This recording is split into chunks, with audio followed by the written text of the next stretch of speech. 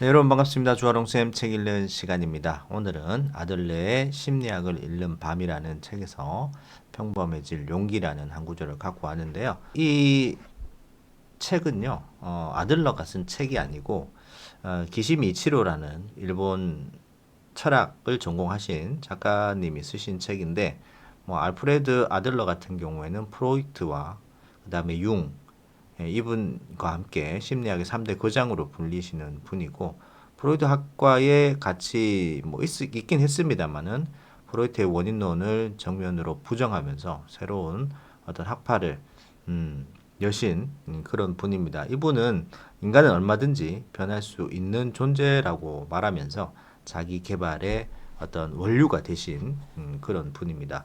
그 중에서도 평범해질 용기라는 구절과 단락단락 나눠져 있는데 한 세 단락을 같이 한번 살펴보도록 하겠습니다. 책 내용 들어가 보도록 하겠습니다.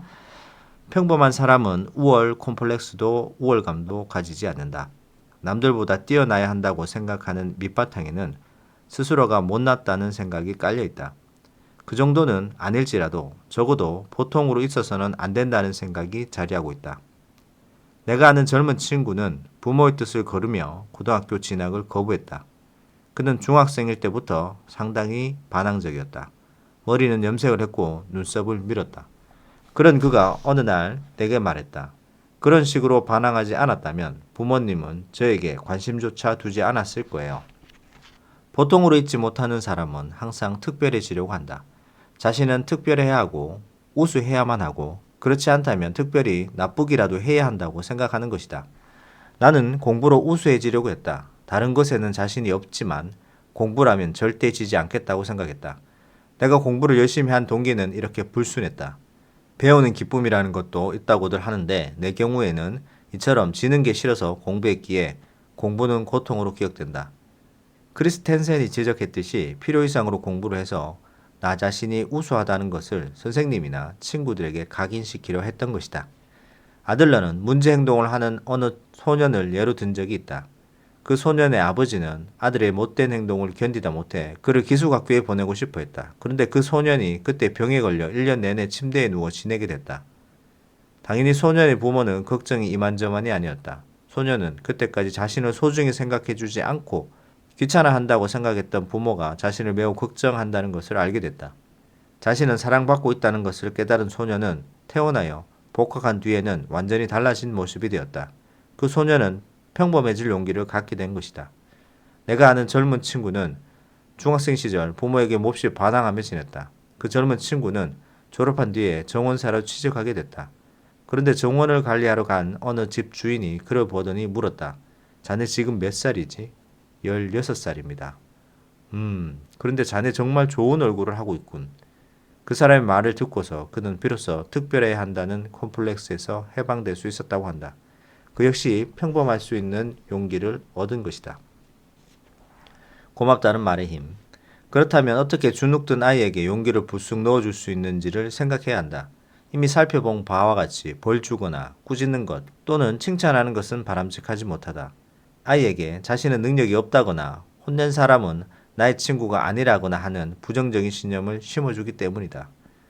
역경은 극복할 수 없는 장애가 아니라 맞서서 정복해야 할 과제다. 역경을 넘어서기 위해서는 분명 인내와 지속적인 노력도 필요하다. 하지만 가장 중요한 것은 아이가 자신에게 과제를 달성할 능력이 있다는 자신감을 갖도록 돕는 일이다. 그럴 때 아이는 용기를 가질 수 있다. 어떻게 하면 아이가 그런 생각을 가질 수 있도록 도울 수 있을까? 어떻게 하면, 어떻게 말하면 용기를 줄까? 그것은 사람에 따라서 또 상황에 따라서 다르기 때문에 콕 집어 이것이 용기를 주는 말이라고 제시할 수는 없다. 하지만 원칙은 다음과 같다. 칭찬하거나 평가하는 것이 아니라 기쁨을 공유하면 된다. 결국 나의 마음을 전하는 것이 상대방에게 용기를 안겨준다. 당연하다는 생각에 자칫 놓치기 쉬운 행동에 대해서 고맙다거나 기쁘다 또는 힘이 되었다고 말하면 된다. 실제로 대다수 부모가 아이의 작은 행동을 보고도 그런 건 당연하다는 생각에 간과해버리기 일쑤다. 그런 행위에 대하여 고맙다 또는 기쁘다, 도움이 되었다고 말하는 것부터 시작해야 한다. 쑥스럽다는 이유로 쉽게 입이 떨어지지 않는 사람도 많을 것이다. 고맙다고 말하려고 하면 어색함에 얼굴이 굳어지는 사람도 있다. 그러나 그 같은 부끄러움으로부터 일단 극복해야 한다. 상대도 그 말을 듣고 한순간 머쓱해지겠지만 그래도 해야 한다. 그렇게 일상생활에서 용기를 안겨주는 말을 계속 쓰다 보면 머지않아 대부분의 아이들도 마찬가지로 자연스럽게 고맙다는 말을 하게 될 것이다. 그러나 안타깝게도 고맙다고 말할 기회조차 없다고 말하는 사람도 있다. 우리 아이에게 고맙다고 말하라고요? 아침에 눈 뜰 때부터 잠자리 들 때까지 말썽만 부리는 애한테요? 정말 고맙다고 말할 행동을 아이가 하나도 하지 않을까 싶지만 그런 경우가 있다고 치자. 그럴 때는 어떻게 해야 할까? 이런 점도 생각해보자. 아이가 어떤 특별한 일을 했을 때만 주목해서 고맙다고 말한다면 그것도 좀 곤란하다. 아이가 자신은 특별해야 한다고 생각하게 만들기 때문이다. 좋은 성적을 받아왔을 때 고맙다고 하면 좋은 성적을 받지 못한 아이는 더 이상 공부하지 않게 될 수도 있다. 이럴 때는 고맙다는 말이 칭찬이 되어버린 경우다. 이런 경우에는 용기 부여가 전혀 효과를 발휘하지 못한다. 아이가 적절한 행동을 했을 때 다음번에도 적절한 행동을 해줄 것이라는 기대를 가지고 고맙다고 말했기 때문이다. 이처럼 사심이 있는 경우에는 아이에게 용기를 줄 수 없다. 용기 부여는 지금 자신의 마음을 말하는 거다. 마음속에서 다음번에도 라는 생각은 지워버려야 한다. 이 같은 위험을 피하기 위해서는 아이의 존재 자체에 주목해야 한다. 아이가 무엇인가를 했기에 고맙다고 말하는 것이 아니라 아이가 그저 존재하는 것 자체로 이미 기쁘다고 전해야 한다. 부모나 선생님들은 종종 이상적인 모델을 머릿속에 그려놓고 아이를 대한다. 예컨대 어떤 부모는 부모의 말에 일절 말대답하지 않고 순종적으로 따르는 아이를 이상적인 모델이라고 생각한다. 당연히 현실적으로 눈앞에 있는 아이가 그 이상적인 모델을 따라갈 수는 없다. 따라서 그 같은 이상적인 모델을 머릿속에서 지워야 한다. 그 대신 내 눈앞에 있는 아이에게서 출발해야 한다. 이상적인 아이의 모습을 기준으로 현실 속의 아이를 보는 게 아니라 존재 자체를 기준으로 삼고 현실 속의 아이를 보면 그 아이가 내 앞에 있어주는 것만으로도 이미 기쁩니다. 그 아이의 어떤 모습이라도 좋게 보인다. 바로 그런 느낌을 아이에게 말로 전해주는 것이 용기를 주는 것이다. 동네 초등학교에서 한 아이가 소각로에 떨어져 불타 죽은 끔찍한 사건이 있었다. 당시 학부모 학급 위원으로 있었던 나는 교감 선생님의 전화를 받고 반 아이들 집에 일일이 전화를 걸어 아이들이 무사히 귀가했는지 확인했다. 오늘 자녀분이 무사히 귀가했나요? 이렇게 묻는 데는 상당한 용기가 필요했다. 보통은 이런 식으로 묻지 않기 때문이다. 네, 잘 돌아왔습니다. 그렇습니까? 다행입니다. 이런 경우 곧바로 전화를 끊을 수도 없다. 잘 돌아왔는데 대체 무슨 일 때문에 그러시죠? 전화를 받은 학부모님들은 반드시 이렇게 물었다. 그래서 어쩔 수 없이 실은 하고 소각로에서 불타 죽은 아이의 시체가 발견되었다는 사실과 아직 그 아이의 신원을 확인하지 못해 이렇게 전화를 걸어서 일일이 아이가 무사히 귀가했는지 확인하고 있는 중이라고 설명을 해야 했다. 전화로 나누는 대화에서 상대방의 얼굴 표정은 보이지 않았지만 수화기 건너편의 부모님이 나의 설명을 듣고 많이 동의하고 있다는 것이 확연하게 느껴졌다. 그 부모들 대부분은 바로 그때만큼은 우리 아이가 살아있어서 천만다행이다 라고 생각했을 게 분명하다. 평소에는 우리 아이가 늦잠을 잔다든가 숙제를 안 한다든가 잃어버리는 물건이 많다든가 행동이 거칠다든가 하며 아이에 대해 수많은 불평을 늘어놓던 부모들일지라도 말이다.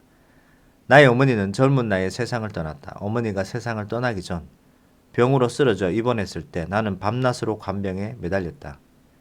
당시에 나는 젊었기에 조금 무리해도 힘든 줄 몰랐지만 그래도 주말만큼은 다른 가족에게 간병을 맡기고 휴식을 취했다. 그리고 월요일 이른 아침에 다시 병원으로 돌아가곤 했다. 그런데 월요일 이른 아침에 어머니가 계시는 병실로 들어서려고 할 때마다 두려움이 엄습했다. 내내 곁에 있을 때는 그렇지 않았는데 이틀이나 떨어져 있는 사이에 무슨 일이 벌어졌을까봐 무서웠던 것이다. 그러나 병실에서 평소처럼 어머니가 숨을 새근새근 내쉬며 잠들어 있는 것을 보면 가슴을 쓸어내리며 안도하곤 했다. 이른 아침의 병실은 언제나 고요하다. 평소에는 잘 들리지 않는 숨소리도 크게 들리기 마련이다. 그 숨소리가 얼마나 고마웠던지. 아, 정말 다행이다. 어머니께서 편안하게 숨쉬고 계시는 것이 라는 생각이 들 정도였다. 어머니가 살아계신 것, 그 존재 자체가 고마움이었다. 아이를 대할 때도 그런 마음으로 대해야 한다. 자, 여기까지입니다. 제일 먼저는 평범해질 용기라는 구절로 시작해서요. 그 다음에 고맙다는 말의 힘과 그 그저 있다는 사실 자체에 감사라는 구절까지 살펴봤습니다. 우리 아이를 대할 때 그리고 우리 주변에 있는 아이뿐만 아니라 사랑하는 가족들을 대할 때 어떻게 대해야 되는지 힌트를 주고 있는 구절인 것 같습니다. 마지막 구절이 정말 가슴에 와닿는 것 같습니다. 존재 자체가 고마움이었습니다. 여러분들 주변에 있는 모든 분들이 그저 존재 자체가 고마운 그런 하루가 되셨으면 좋겠습니다. 오늘은 여기까지 하도록 하겠습니다. 도움 되셨으면 구독, 좋아요 부탁드립니다. 감사합니다.